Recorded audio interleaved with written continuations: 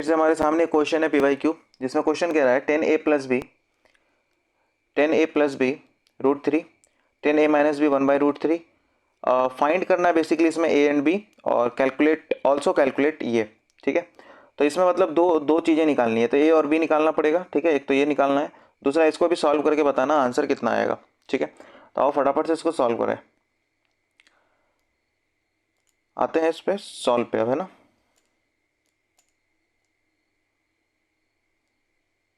ध्यान देना। सबसे पहले हम लोग क्या देख रहे हैं कि 10a माइनस बी क्या दिया हुआ है, सॉरी 10a प्लस बी क्या दिया हुआ है, √3। अब ये 10 में √3 कहाँ पे होता है, तो अच्छे से पता है कि 10 में ये जो √3 होता है ये 60 डिग्री पे होता है।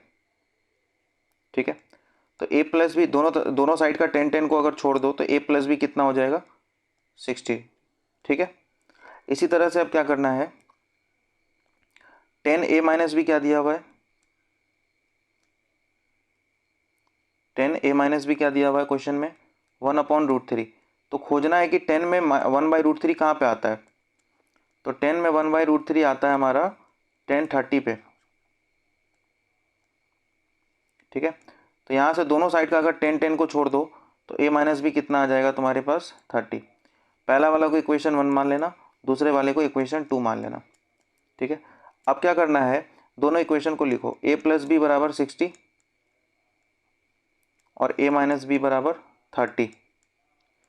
अगर यहाँ पर इसको हम ऐड कर दें तो b से b कट जाएगा और 2a बराबर कितना आ जाएगा, 60 + 30 90। 2 से इसको कट करो 45 बार में, एक आंसर कितना निकल के आ गया, 45। अगर a का वैल्यू 45 है तो हम क्या बोल सकते हैं यहाँ पर, फ्रॉम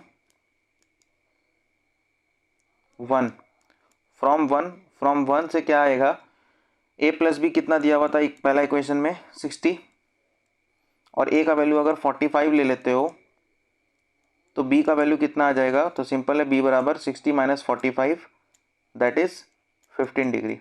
ठीक है, यहाँ तक कोई दिक्कत नहीं है, ए और बी का आंसर आ चुका है, ए और बी का आंसर आ चुका है। अब हमको नीचे वाला जो एक लाइन लिखा हुआ है ना, उसको लाना है हम लोगों को। ठीक है, नीचे वाला जो 10a × sin a + b करके जो लिखा हुआ है उसका वैल्यू हम लोगों को यहाँ पर निकालना है। तो नीचे क्या लिखा हुआ है हम उसको पहले लिख लेते हैं। क्या लिखा हुआ है ध्यान देना, 10a × sin a + b plus cos a × 10a - b। इसका वैल्यू भी फाइंड आउट करना है इस क्वेश्चन में, तो ये बिना करे हुए छोड़ मत देना, इसको करना पड़ेगा। तो इसको कैसे सिंपल सॉल्व कर सकते हैं, 10 a का वैल्यू कितना है 45 × sin a + b, तो a का वैल्यू 45 और b का वैल्यू कितना है 15, प्लस फिर cos कितना 45 × 10 कितना a - b यानी 45 - 50 15, 10 45 कितना हो गया 1 × sin 45 + 15 sin 60 plus cos 45 × cos 10 45 - 15 कितना हो जाएगा 30। वैल्यूज पुट करो, sin 60 कितना होता है √3/2 होता है, प्लस cos 45 कितना होता है 1/√2, और 10 30 कितना होता है 1/√3।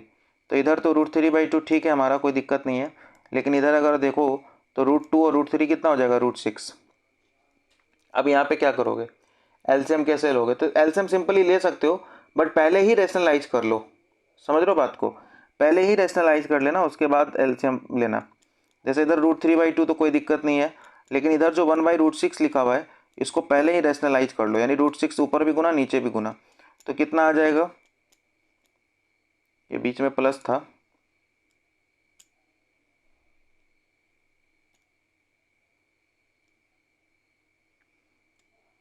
यहाँ पे बीच में प्लस कर लेना है।